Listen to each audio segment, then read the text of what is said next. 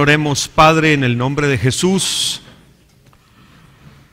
Te pedimos que nos des las fuerzas para terminar bien este curso. Mi Dios, aclara nuestro entendimiento, abre nuestros oídos. Y Señor, lo que yo no sepa decir bien, tú tradúcelo para que sea entendido como tú quieres que sea traducido. Entendido.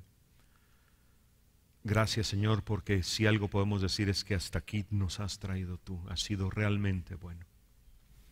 En nombre de Jesús. Amén. Ok.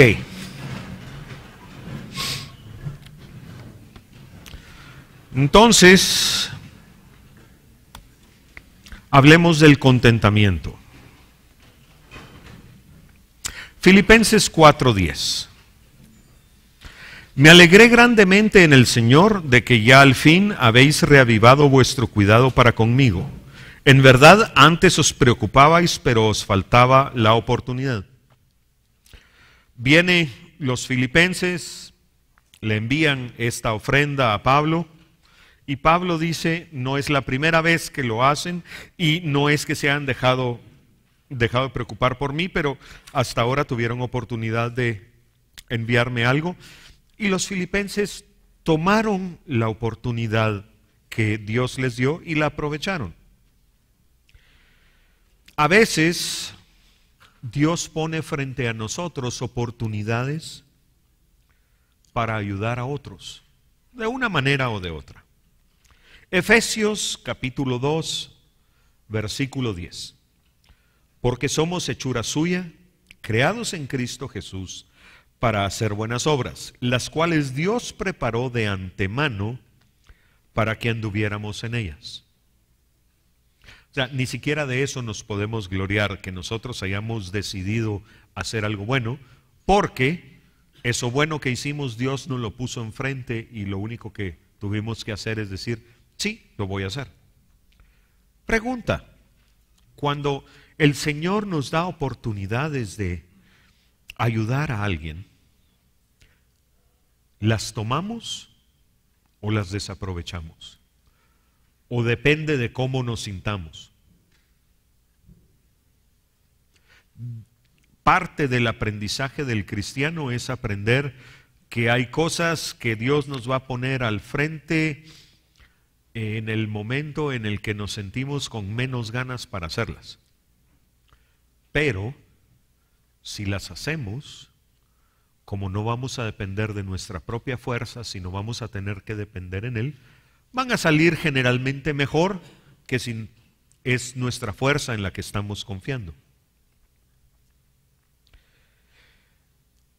¿Qué hacemos cuando un misionero, un ministro dice, es que voy a hacer un viaje a tal lugar y les pido sus oraciones, y si alguien siente del Señor apoyarme, por favor, aquí va a estar el canasto?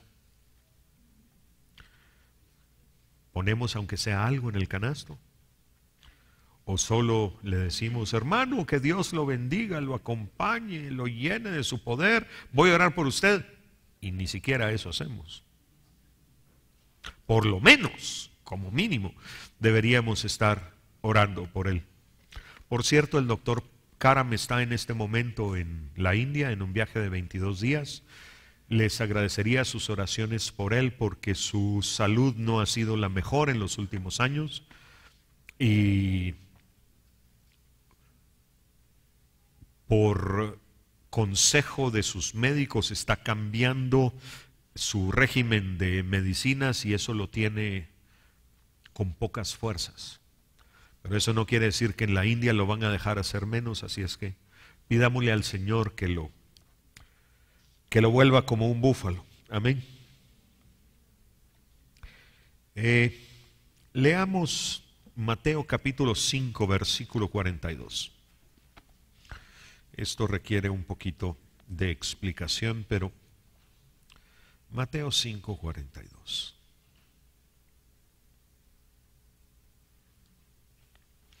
Al que te pida, dale.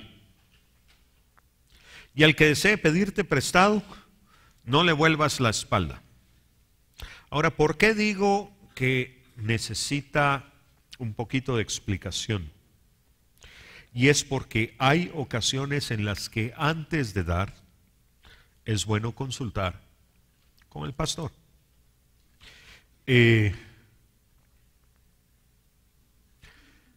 Voy a poner un ejemplo de esto.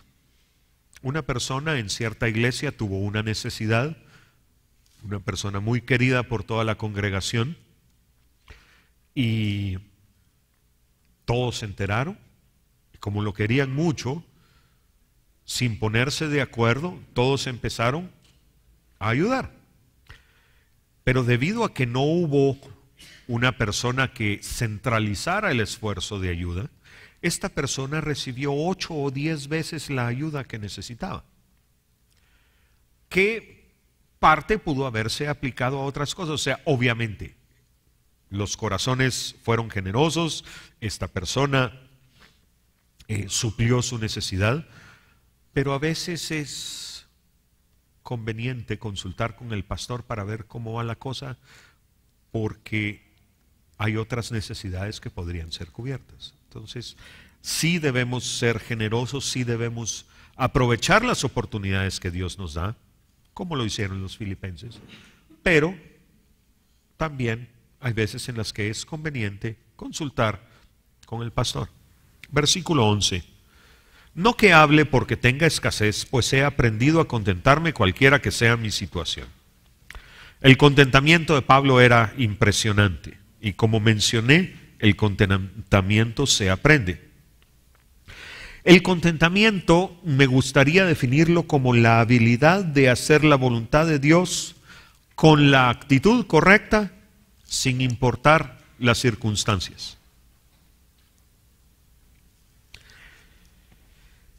Pregunta, ¿tenemos contentamiento? ¿Estamos en paz con las circunstancias en las que Dios nos ha puesto? ¿O ansiamos más?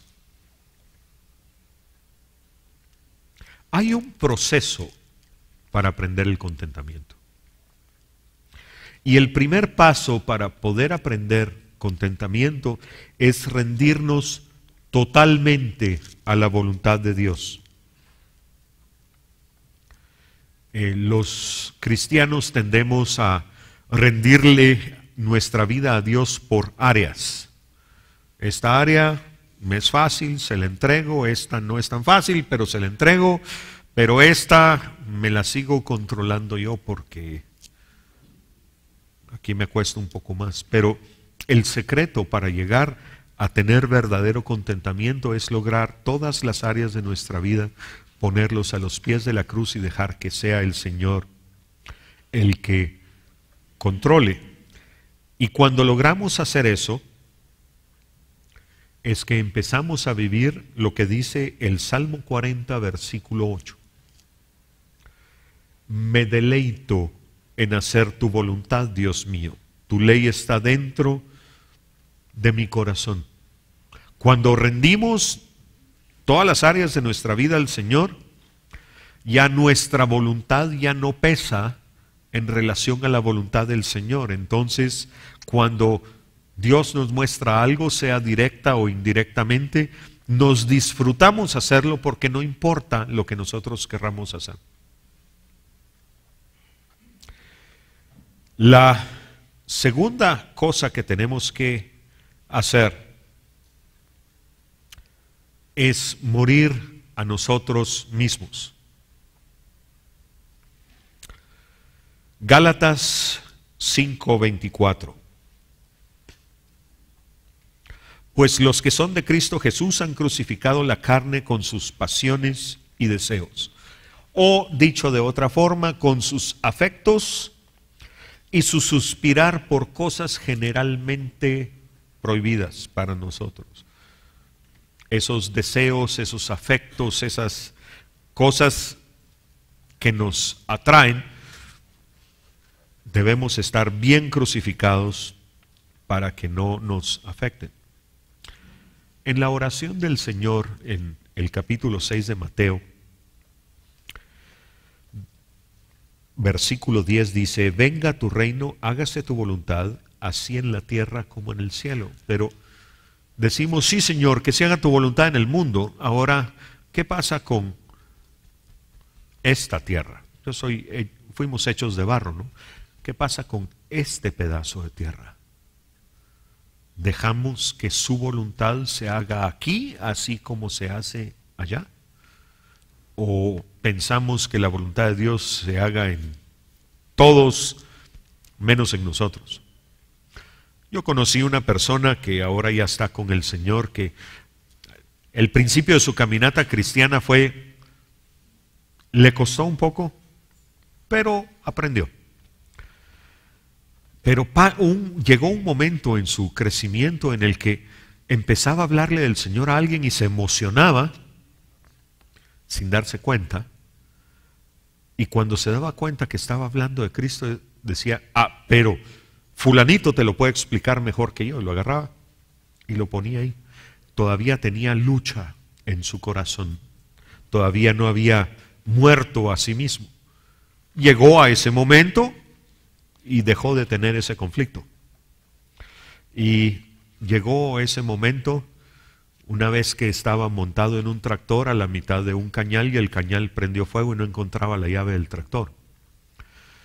Y no podía salir. Y le clamó a Dios y después de clamarle a Dios encontró la llave. Ahí no pudo poner más excusas y dejó que su hombre viejo fuera crucificado. Así como el reino es su reino, así debemos aprender a que se haga su voluntad y no la nuestra. Porque por muy bien intencionados que seamos nosotros, por mucho que busquemos lo bueno, y esto ya lo mencioné creo que el lunes, solo Dios sabe qué es lo mejor. Entonces debemos dejar que sea su voluntad y no la nuestra. Y el tercer punto, para aprender contentamiento, es aprender a aceptar las circunstancias. Tenemos que aprender a no darnos coces contra el aguijón y aprender que cuando uno acepta las circunstancias que Dios le pone enfrente, uno empieza a vivir con mucha más paz. Segunda de Tesalonicenses capítulo 3 versículo 16. Y que el mismo Señor de paz siempre os conceda paz en todas las circunstancias. El Señor sea con vosotros. Paz en todas las circunstancias. Necesitamos. Y continúa Pablo diciendo en el versículo 12, sé vivir en pobreza y sé vivir en prosperidad. En todo y por todo he aprendido el secreto tanto de estar saciado como de tener hambre, de tener abundancia como de sufrir necesidad. Muchos hoy le exigen, hablando de cristianos, le exigen al mundo, le exigen al enemigo, incluso le exigen a Dios que se desate toda clase de bendiciones y generalmente piden materiales y no espirituales sobre ellos. Hace poco leí a alguien que puso en Facebook algo así como: profetiza las bendiciones que Dios tiene sobre tu vida y desátalas. Y aunque si Dios ha dicho algo, pronunciarlo está más que bien, mi pensamiento fue: antes de hacer eso tenemos que estar seguros que Dios haya hablado.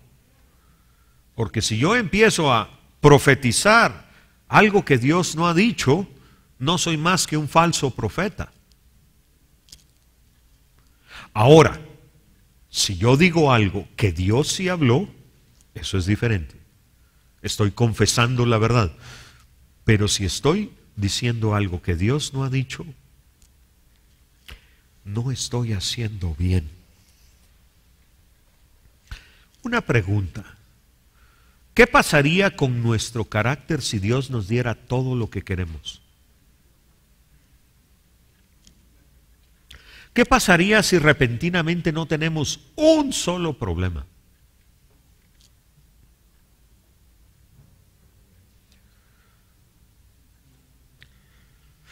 Nuestra civilización occidental es increíblemente materialista. Y a diferencia del mundo oriental, nosotros lo más probable es que pediríamos cosas que no nos harían bien. Si Dios nos concediera todo lo que le pedimos, ¿seríamos más parecidos a Él cada día o no? ¿Nos acercaríamos a Él con más frecuencia o no? Algo que he aprendido en los años que llevo de ser cristiano es que cuando estoy apretado en X o Y, no tiene que ser solo finanzas. Como que eso me motiva a buscar al Señor y a depender de Él. Pero si tuviera todo lo que según yo necesito, ¿qué necesidad tendría yo de acercarme a Dios?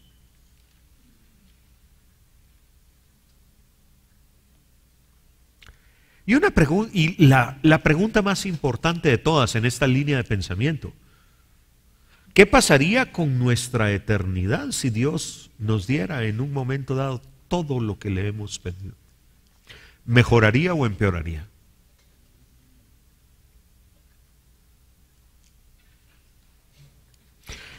Quiero citar al doctor Brian Bailey. Creo que es en el libro de este curso, no estoy seguro, pero él escribió lo siguiente: los que salen adelante en la vida cristiana son los que están agradecidos y tienen contentamiento.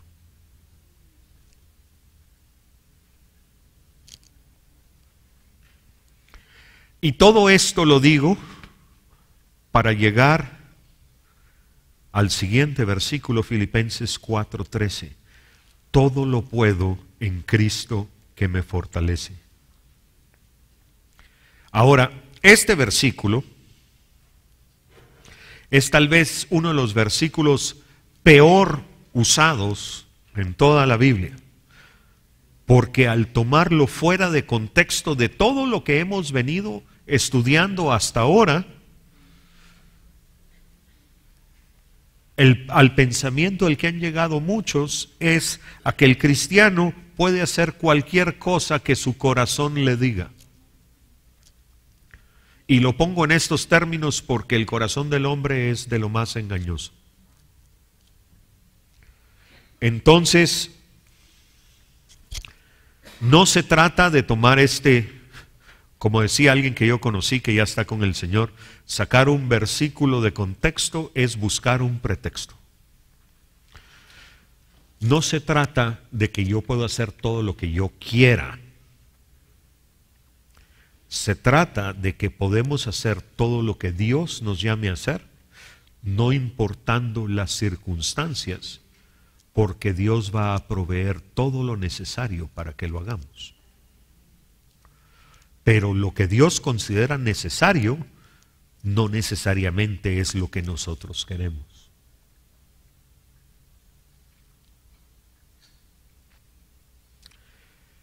El deseo del corazón del Padre es que aprendamos a que no importando las circunstancias, podemos ser instrumentos para que Isaías 40 del 1 al 5 sea una realidad si nosotros aceptamos ser instrumentos en las manos de Dios. Esto es lo que Dios quiere hacer en su pueblo a través de nosotros. Isaías 40 del 1 al 5. Consolad, consolad a mi pueblo, dice vuestro Dios. Hablad al corazón de Jerusalén y decidle a voces que su lucha ha terminado, que su iniquidad ha sido quitada, que ha recibido de la mano del Señor el doble por todos sus pecados. Lo voy a traducir a términos más actuales. Díganle al mundo que mi hijo murió por ellos y que ya fue pagada su deuda.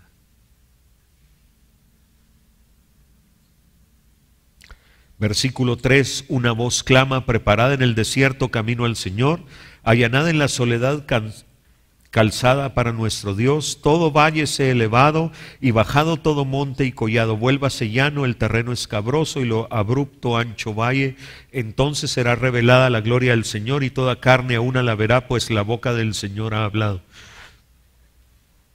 Preparen en el corazón seco camino al Señor.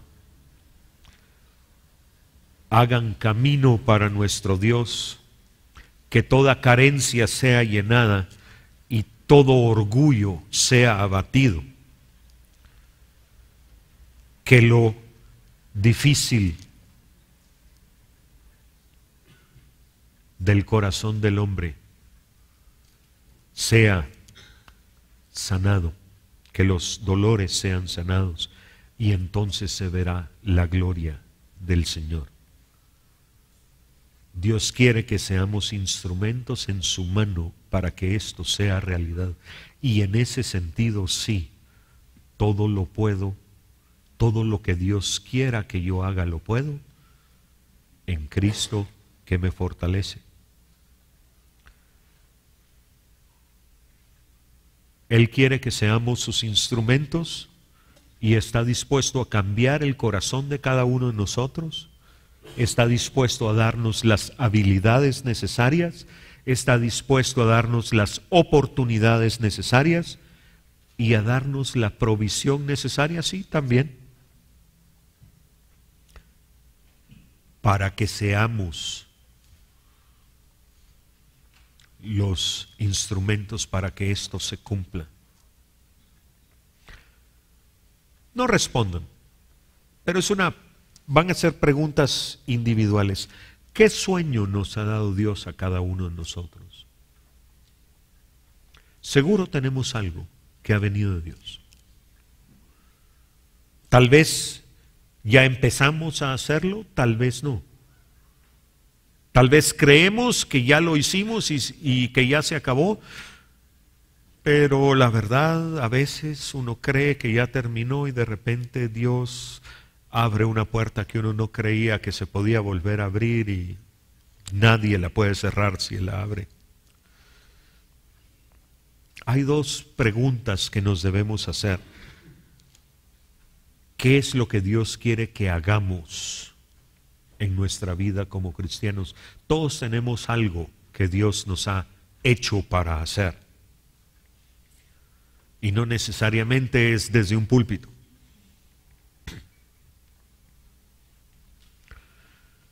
Un cristiano que había quebrado 3 veces, escuchó la voz de Dios cuando estaba orando y Dios le dijo, haz dulces, y ese es el origen de la fábrica Hershey's, porque el señor Hershey escuchó la voz de Dios que le dijo, haz dulces. Y durante 70, 80 años, la fábrica Hershey en Pensilvania le dio trabajo a cientos de familias. Porque un hombre escuchó la voz de Dios.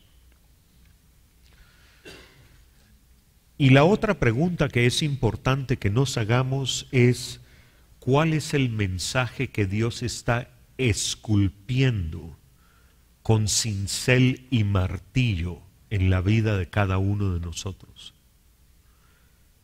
El mensajero se tiene que convertir en el mensaje. El mensaje que Dios quiere que nuestra vida grite no se trata de algo que tenemos que decir o hablar. Es algo que tenemos que vivir. Y tenemos que saber cuál es ese mensaje. Y si no lo conocemos, debemos pedirle a Dios que nos lo revele para poder colaborar con Él en lo que Él está haciendo.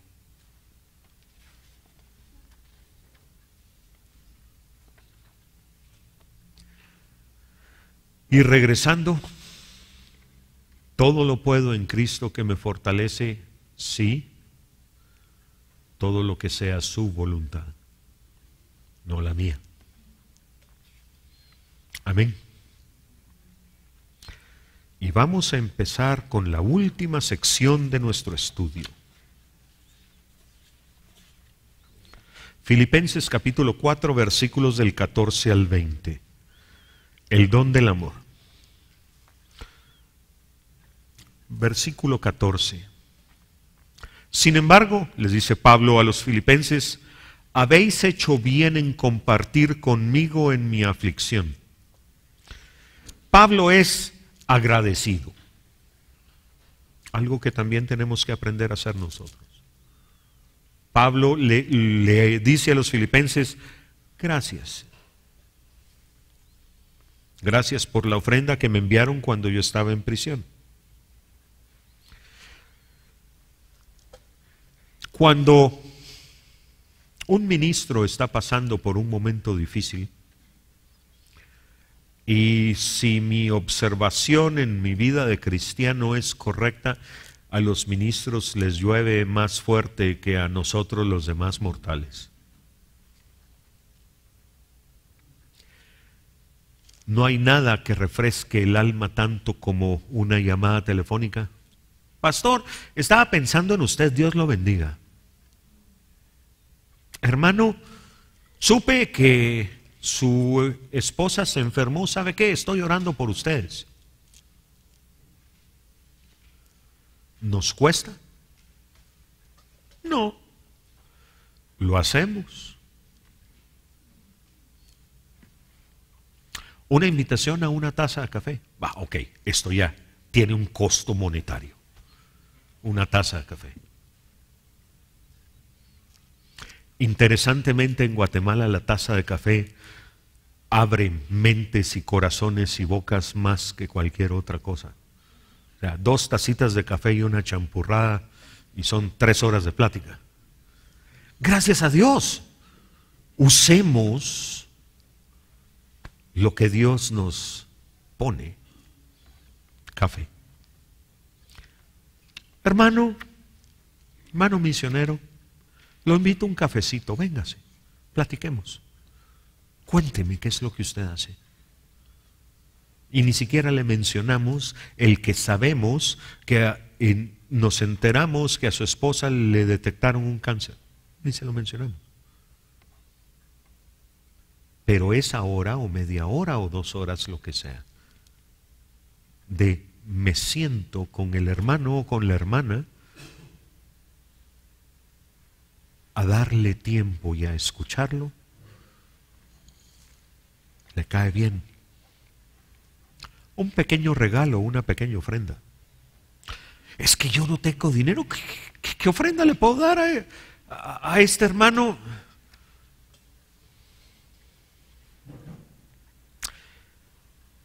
Yo conocí al hijo. Ok, esta historia es un poco complicada, déjenme ver si le explico. Yo conocí al hijo de una hermana profeta que estuvo una vez en Hawái y fue parte de la siguiente cadena. Viene el Señor y le dijo a alguien, dale $5 a fulano de tal. Estamos hablando de los 70s, cuando $5 eran dinero. Ahora ya no son mucho, pero en ese tiempo $5 eran $5. Y le dijo, Señor, pero yo no tengo $5. Y vino el Señor y le dijo a otra persona, dale $5 a este. Señor, no tengo $5. Pero los dos seguían inquietos. Y el Señor le dijo a una cuarta persona, dale $5. Señor, no tengo $5. Finalmente el Señor le dijo, dale $5 al primero que iba en la cadena, a alguien que sí tenía $5. Entonces vino le dio $5 a este le dio $5 a este le dio $5 a este, y este le dio $5 a la última persona. Y cuando se dieron cuenta de lo que había pasado, se pusieron a orar y le preguntaron al Señor, Señor, pero ¿no hubiera sido más fácil que el primero le diera los $5 al último. Y Dios es Dios y las mecánicas de Dios son diferentes. ¿Saben qué les contestó el Señor?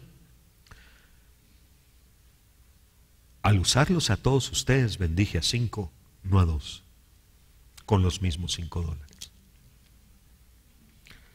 A veces algo tan pequeño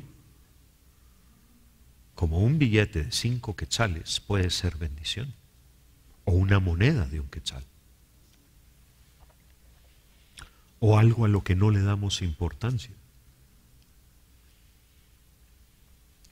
Una ofrenda, por pequeña que sea, puede hacer que nosotros seamos el instrumento en la mano de Dios para que Él le diga a alguien que lo necesita: no te preocupes, todo lo puedes porque yo te fortalezco.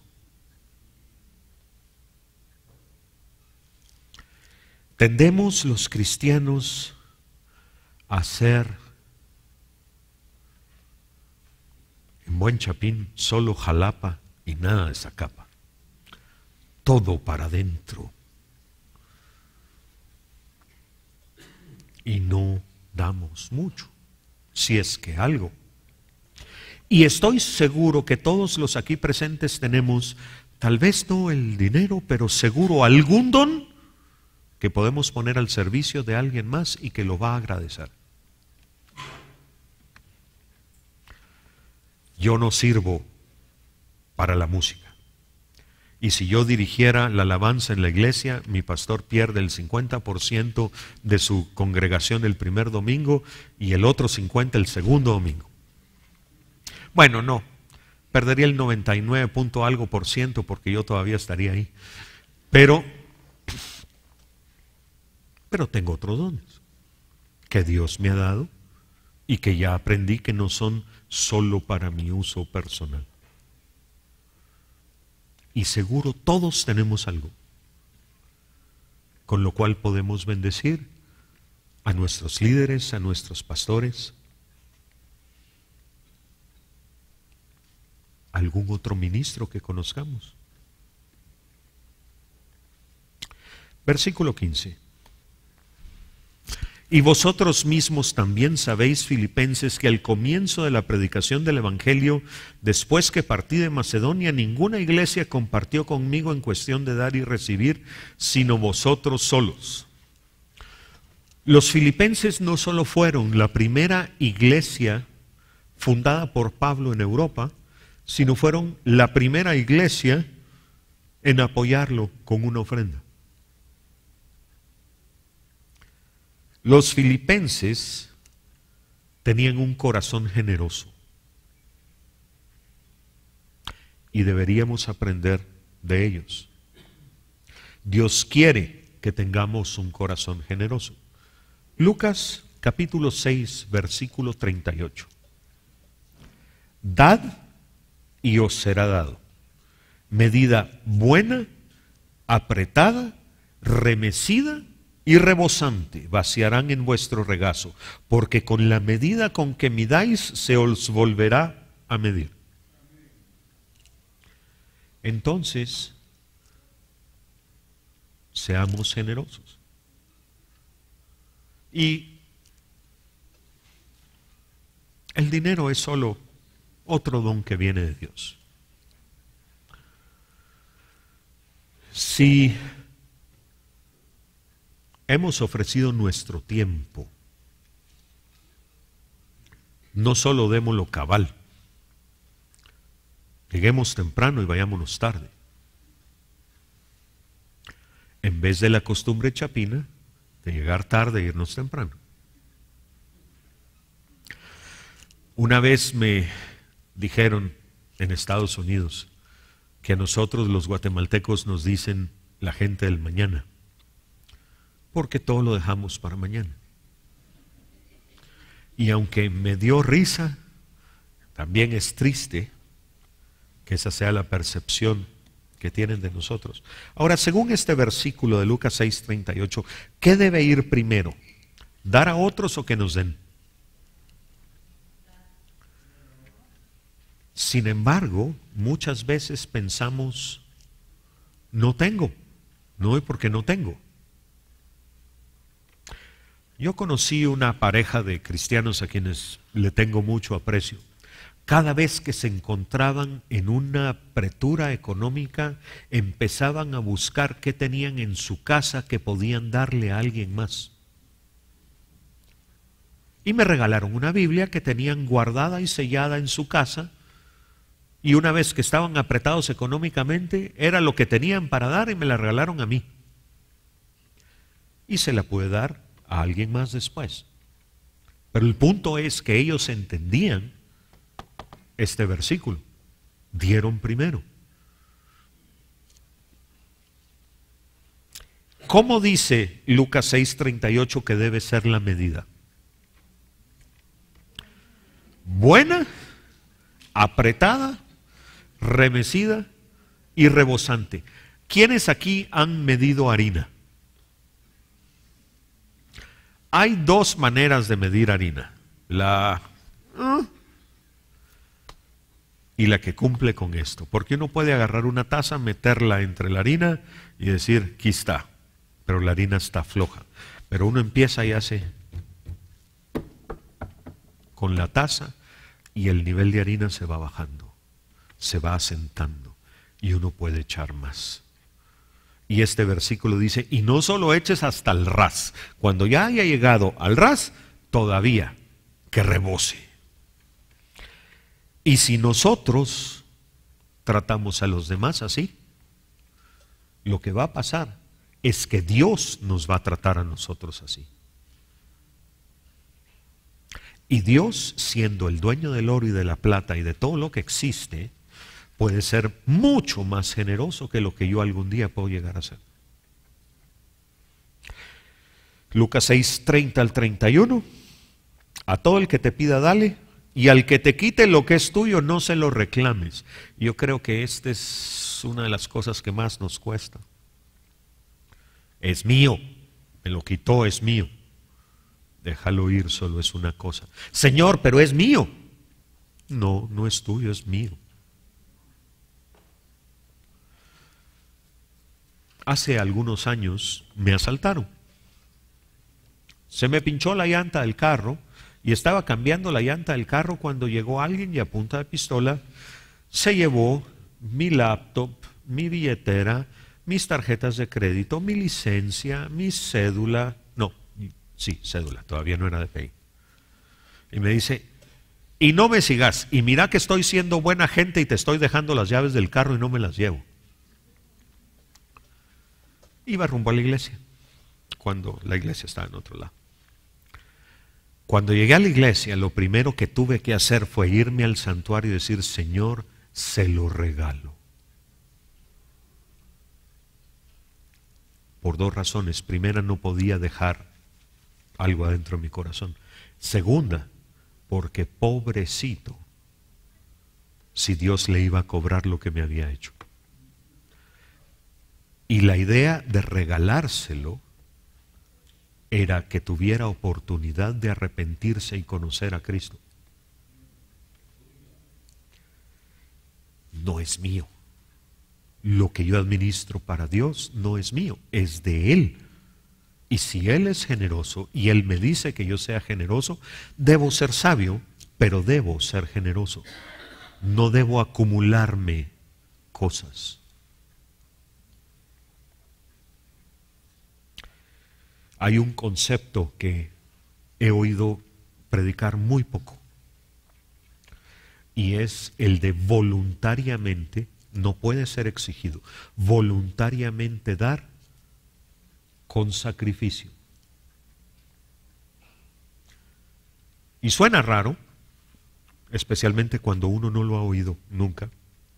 Pero veamos qué dice Pablo en la segunda carta a los Corintios capítulo 8 versículos del 1 al 3. Ahora, hermanos, os damos a conocer la gracia de Dios que ha sido dada en las iglesias de Macedonia. Gracia de Dios. O sea, algo que Dios le dio a las iglesias de Macedonia y que no se lo da a cualquiera.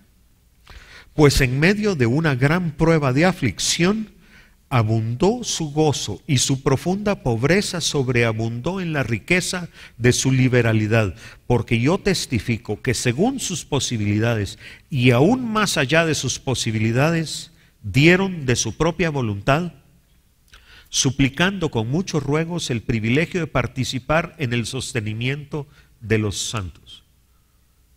No tenían y dieron. Ahora, el balance de esto es que esto no puede ser impuesto. No podemos ordeñar a los miembros de la iglesia. No podemos exigir que la gente dé. Es una gracia de Dios el dar, nos dice el versículo 1. Y es una gracia de Dios que lleva una recompensa eterna. Déjenme contarles algo. Hace cierto número de años yo estaba en una reunión misionera y estábamos enviando, para muchos era una locura, pero estábamos enviando un equipo de guatemaltecos de misioneros a Marruecos. Han pasado suficientes años, entonces ya se puede decir. Y la gente decía que era una locura porque era una inversión enorme, $20 y pico de mil, para que una docena de guatemaltecos estuvieran aproximadamente un mes en Marruecos, un país donde es ilegal predicar el evangelio. Y toda clase de trabas. No habían fondos, Estados Unidos no dio visas, toda clase de trabas. Y estaba yo en esta convención misionera y otros 3 de los responsables de este esfuerzo me dicen: juntémonos a orar porque necesitamos decidir hoy si lo vamos a hacer o no. Hay demasiada oposición, oremos. Y oramos. Y como parte de la oración,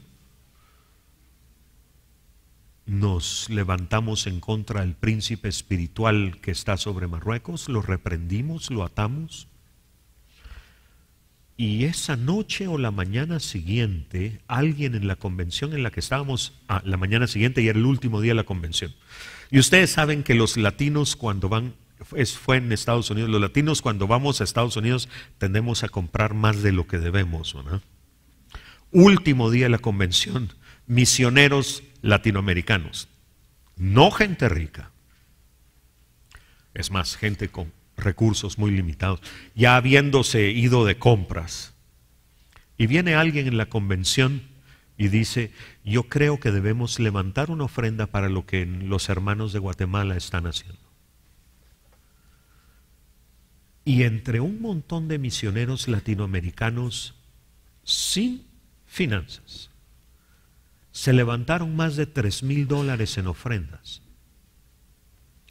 ¿Cómo? Solo Dios sabe. Pero ahí hubo gente que dio de lo que necesitaba para comer. El resultado fue que se convirtió un policía musulmán. Fundaron una iglesia de 4 personas, pero iglesia. 2 o 3 es suficiente. Y regresaron contando las maravillas que Dios había hecho allá. Y la decisión de irse se tomó porque contra todo la lógica que teníamos, este grupo de misioneros dio de una manera sacrificial. Eso va más allá de la generosidad y, como digo, eso no puede ser impuesto. Eso es un don que Dios le da a uno cuando procede. Versículo 16. Porque aún a Tesalónica enviasteis dádivas más de una vez para mis necesidades, Los filipenses eran consistentes en darle a Pablo. Ahora, esto es interesante porque la Biblia solo registra una visita de Pablo a Tesalónica. Hechos capítulo 17 versículos 1 y 2. Después de pasar por Anfípolis y Apolonia, llegaron a Tesalónica, donde había una sinagoga de los judíos. Y Pablo, según su costumbre, fue a ellos y por 3 días de reposo, o sea, 3 sábados, discutió con ellos basándose en las Escrituras. Pablo estuvo 3 sábados consecutivos en Tesalónica, o sea, entre 17 y 27 días. Y en ese periodo de tiempo, los filipenses le mandaron ofrendas más de una vez. En menos de un mes, por lo menos 2 veces. Dice varias, más de una vez, por lo menos 2. Eran consistentes en dar. ¿Somos nosotros así de generosos y consistentes en dar? ¿O damos solo para que no nos sigan pidiendo? ¿O simplemente no damos? Y en el siguiente versículo, en el versículo 17, Pablo hace el contrapeso, hace el balance. Él dice, no es que busque la dádiva en sí, sino que busco fruto que aumente en vuestra cuenta. O sea, Pablo no estaba tan interesado en recibir él como que en los filipenses aprendieran a dar.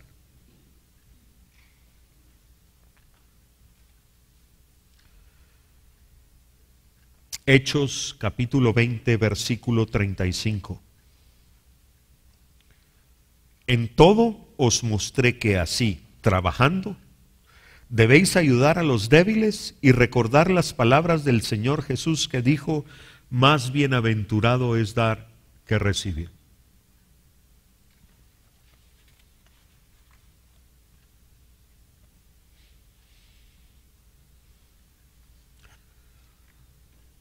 A principios del siglo XX,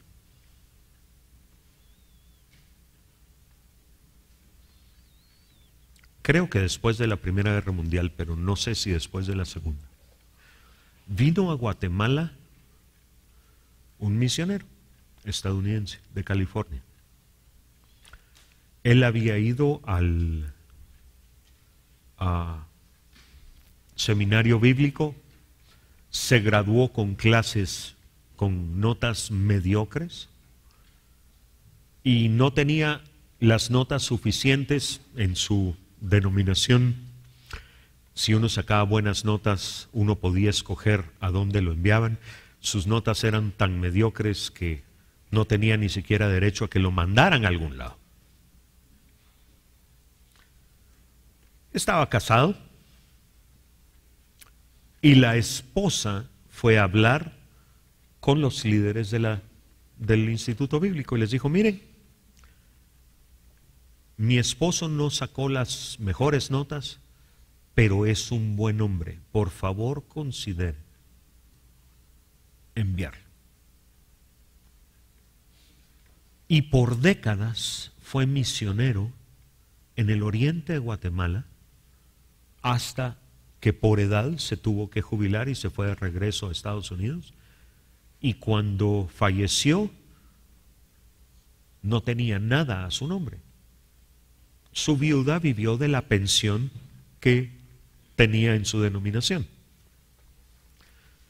El punto al que voy es que este hombre se pasó su vida dando. Y en esta tierra no recibió nada a cambio. En el cielo, diferente. La ofrenda que los filipenses habían enviado a Pablo a través de Epafrodito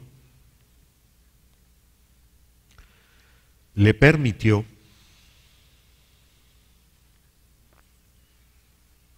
que Pablo pudiera decir esto. Pero lo he recibido todo, la ofrenda, y tengo en abundancia, estoy bien abastecido, habiendo recibido de Epafrodito lo que habéis enviado, fragante aroma, sacrificio aceptable y agradable a Dios. Y aquí viene Pablo y usa la simbología del Antiguo Testamento para referirse a la ofrenda que recibió. Ahora, algo que tenemos que entender es que Pablo, su estilo, como mencionamos ayer, era trabajar él y sostenerse él. Pero en Roma estaba bajo arresto domiciliario, no podía salir a trabajar. Entonces, incluso para pagar el cuarto que nos dice Hechos que alquiló, necesitaba de las ofrendas de otros. Para comer necesitaba las ofrendas de otros. No tenía una alternativa. Y Dios le proveyó a través de los filipenses. Y por eso es que les dice, estoy bien abastecido, tenía suficiente para cubrir sus necesidades. Pero cuando habla de la ofrenda que le enviaron, hace un paralelo entre esta ofrenda y los sacrificios del Antiguo Testamento.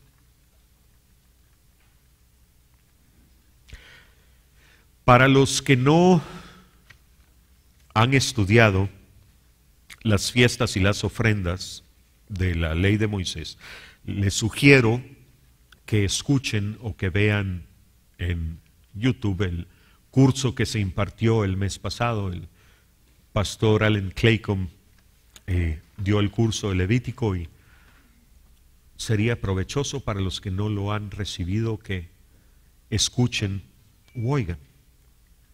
Ahora, Pablo, cuando habla de fragante aroma, sacrificio aceptable y agradable a Dios, no solo se refiere a las ofrendas del Antiguo Testamento, sino hay cosas que él mismo ha escrito en sus cartas, en las cuales él pone en la misma categoría. Lo primero que dice Pablo aquí es fragante aroma. Segunda de Corintios 2, del 14 al 15 dice, pero gracias a Dios, que en Cristo siempre nos lleva en triunfo y que por medio de nosotros manifiesta en todo lugar la fragancia de su conocimiento. Y aquí viene a lo que voy, porque fragante aroma de Cristo somos para Dios entre los que se salvan y entre los que se pierden. Una de las cosas que Pablo consideraba fragante aroma eran los ministros de los cuales él era uno. Cristo, mencionado por Pablo en Efesios capítulo 5, versículo 2, y andad en amor, así como también Cristo os amó y se dio a sí mismo por nosotros, ofrenda y sacrificio a Dios, nuestro Cordero Pascual, como fragante aroma. Y Pablo lo que les está diciendo es, así como el sacrificio de Cristo fue agradable a Dios, así como el servicio de sus ministros es agradable a Dios, su ofrenda que enviaron por amor a mí también es agradable a Dios. Pablo menciona en Romanos 12:1, por consiguiente, hermanos, os ruego por las misericordias de Dios que presentéis vuestros cuerpos como sacrificio vivo y santo, aceptable a Dios, que es vuestro culto racional. Y también de la ofrenda de los filipenses dice que es un sacrificio aceptable.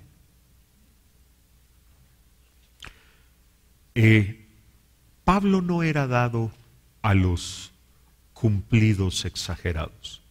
Creo que eso ya lo mencioné. Pablo era dado a ser muy tajante cuando tenía que hablar en contra de alguien que no estaba bien. Pero en este caso le dice a los filipenses, su ofrenda tiene este nivel.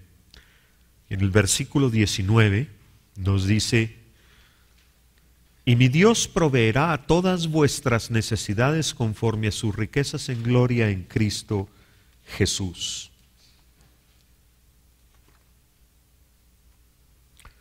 Muchos, tristemente, leen este versículo y hacen lo mismo que con todo lo puedo en Cristo que me fortalece. Lo sacan de contexto y dicen, mi Dios proveerá todas mis necesidades conforme a sus riquezas en gloria. Me es necesario un Ferrari. Me es necesario un viaje alrededor del mundo.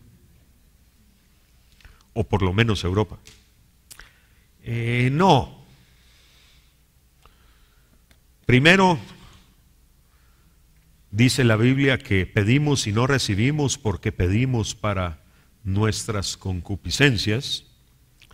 Y por otro lado, la mayor parte de la gente que hasta le exige a Dios que se cumpla este versículo en su vida, nunca ha sido igual de generosa que los filipenses fueron con Pablo.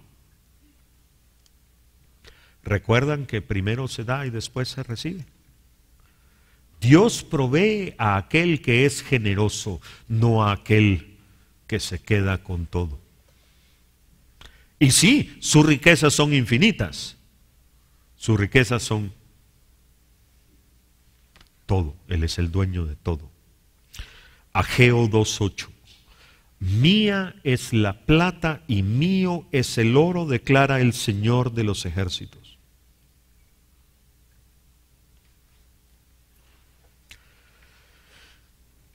Mateo 6, del 31 al 33, y ya lo hemos leído, así es que solo voy a leer el 33. Pero buscad primero su reino y su justicia, y todas estas cosas os serán añadidas. La prioridad correcta, el reino de Dios y su justicia.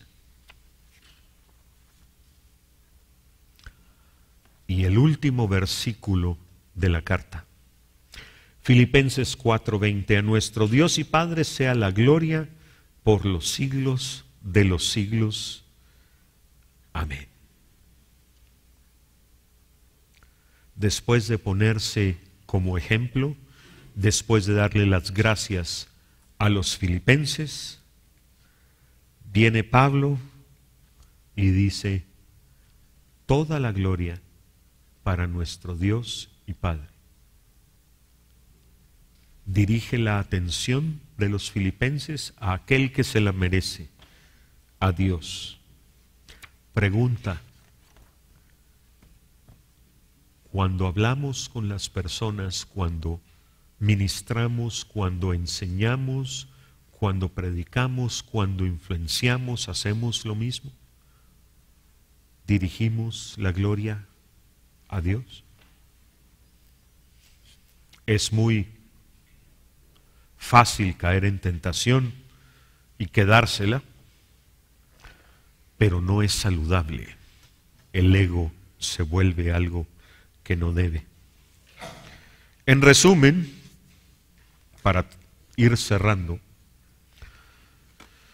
hablamos en este curso de la ciudad de Filipos, hablamos que su origen fue financiero, las minas de oro y plata del área, que el nombre lo lleva por la vanidad del padre de Alejandro Magno. Hablamos que fue hecha colonia romana por la victoria contra los asesinos de César. También hablamos de la escritura de la carta.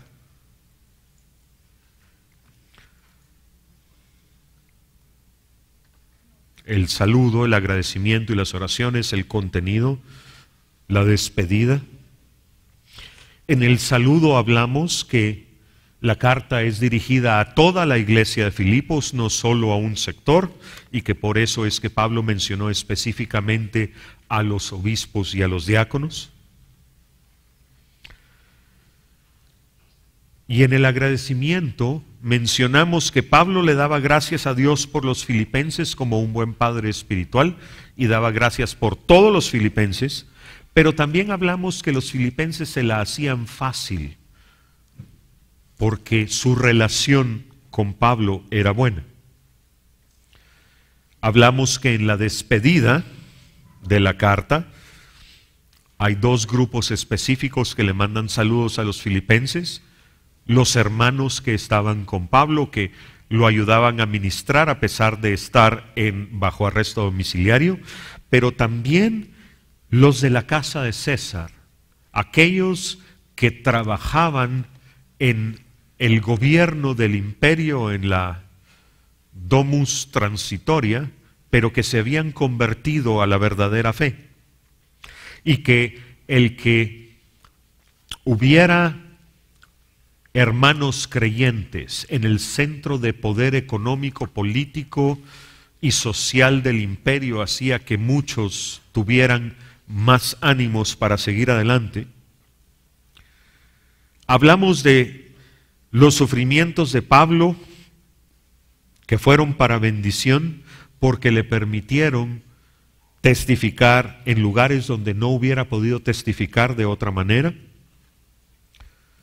Hablamos del ejemplo de Cristo y les solicité que leyeran Isaías 53, el cántico del siervo.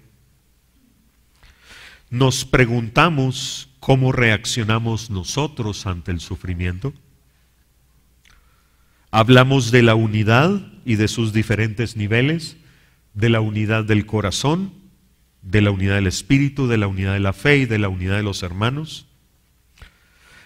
Hablamos también de los 7 pasos descendentes y los 7 pasos ascendentes de la kenosis de Cristo, el autovaciamiento. Haya en vosotros la misma actitud que hubo en Cristo Jesús, el cual 7 pasos hacia abajo y después 7 pasos hacia arriba. Hablamos también de nuestra salvación. Filipenses 2:12 habla de ocuparnos de nuestra salvación con temor y temblor. Hablamos que los que llegan a la meta son los que obedecen a Dios. Mencionamos que no debemos ni murmurar ni discutir. Estudiamos a Timoteo, el hijo espiritual de Pablo, como un ejemplo de cómo debe ser un hijo espiritual. Estudiamos también a Epafrodito como un ejemplo de alguien que derrama su vida en el reino y cómo llegó a ser el obispo de su ciudad porque tenía un corazón realmente de pastor. Hablamos de la primera resurrección y de cómo Pablo advierte acerca de 3 tipos de personas: los perros, representando a la más baja calidad a la que puede llegar el hombre; los malos obreros y la falsa circuncisión. Estudiamos que gloriarse en la carne no sirve para nada y Pablo lo deja muy claro. Y vimos que los requisitos para ser parte de la primera resurrección son conocer a Cristo de una manera personal y cercana, conocer el poder de la vida resucitada, participar de los sufrimientos del Señor y ser como Él, sea en vida o en muerte. Estudiamos cómo Pablo se puso a sí mismo como ejemplo y que aunque nuestro cuerpo está aquí, nuestra posición espiritual es estar sentados en lugares de eternidad en el cielo. También hablamos de vivir de una manera digna de nuestra vocación, que nuestra vida grite que somos cristianos, aunque a veces no podamos abrir la boca. Hablamos de estar firmes y resistir y de dejar que Dios nos perfeccione. Y nos hicimos la siguiente pregunta: ¿somos nosotros alguien que puede decir, imítenme a mí, así como yo imito a Cristo? Hablamos de la paz de Dios, de vivir en paz con los hermanos y de vivir lo mejor posible con los de afuera. Hablamos también de dar el mejor testimonio posible y de dejar que sea Dios el que se ocupe de nosotros en vez de nosotros preocuparnos. También hablamos de pensar solo en lo bueno y lo desmenuzamos. Estudiamos el contentamiento como don de Dios y que el proceso para llegar a aprender contentamiento incluye rendirnos a la voluntad de Dios, morir al ego y aceptar las circunstancias que Dios pone frente a nosotros. Estudiamos también que debemos amar a nuestros líderes y mostrárselo, que debemos ser generosos y que no debemos desear cosas para nosotros, sino ponerlas al servicio de los demás. Esta carta no es una de las cartas más extensas del Nuevo Testamento, pero espero que con estas 12 horas de estudio, poquito menos tal vez, podamos ver que no se trata de leer página tras página tras página, sino de que Dios nos revele lo mucho que hay en cada sección de su palabra. Oremos un momento, vamos a terminar. Padre, en el nombre de Jesús, te damos gracias porque tu palabra, Señor, es una fuente inagotable de sabiduría. Hay tanto, Señor, en esta carta que ni siquiera atisbamos esta semana. Pero gracias por lo que nos permitiste ver. Gracias, Señor, porque nos has instruido tú. Tú has sido nuestro maestro. Y gracias, Señor, porque estoy seguro que ninguno de los que estamos aquí vamos a salir como entramos el lunes. Porque tu mano ha estado sobre nosotros, Señor, y tu Espíritu nos ha hablado a la mente y al corazón. Gracias, Padre, porque eres bueno, en el nombre de Jesús. Amén.